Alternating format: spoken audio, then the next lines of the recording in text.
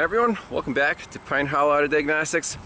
We're at a local repair shop here looking at this 2004 Nissan XTerra. Customer complaint initially was it was running rough. It was a misfire. I think it's cylinder number 4. So they're like, hey, it needs a tune-up. The valve cover gaskets are leaking, so they took off the intake manifold and did spark plugs, wires, cap, rotor, valve cover gaskets, put everything back together, crank, no start. Uh-oh. So this thing will now not talk to the engine computer. The only modules that we can talk to is the TCM and the airbag. Very, very strange. So if you try to talk to the ECM, communication error. That sucks. So where do we go from here? Powers, grounds, blown fuses, check the basics first. I'll save you the trouble here. Already did all of that. So here's the engine control wiring diagram.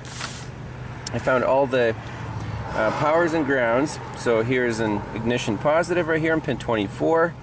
That checked out. That's in on or start. Then got a ground here, ground there.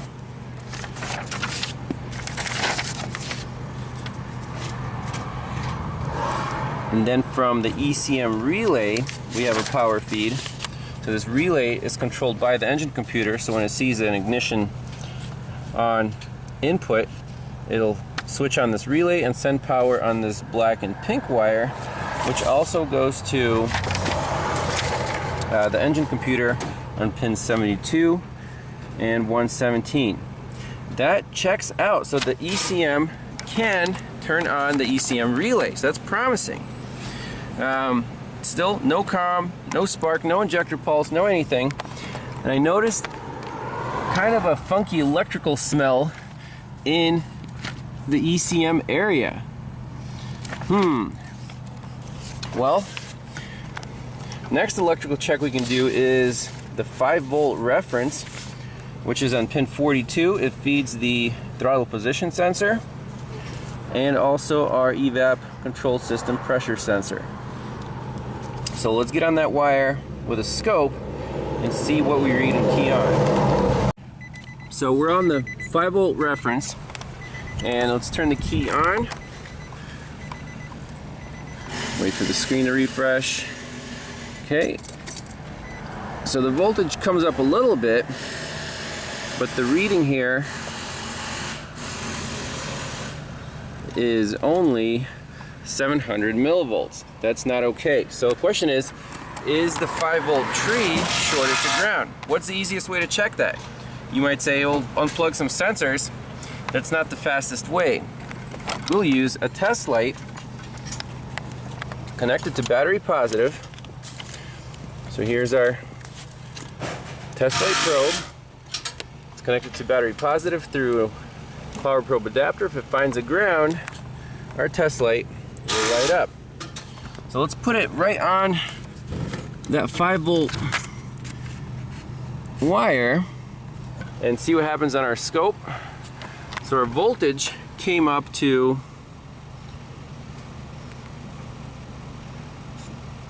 less than 3 volts, so still not good, and our test light is lit. That's not good, because there's a short to ground, or a partial short to ground. It's a 300 milliamp bulb, and 5-volt reference circuits never draw more than a few milliamps. So which way is the current going? We put the test light here from battery positive. Is it going through the computer, or is it going somewhere on this tree that's shorted to ground? Easiest way to check is just unplug the bulk connector here.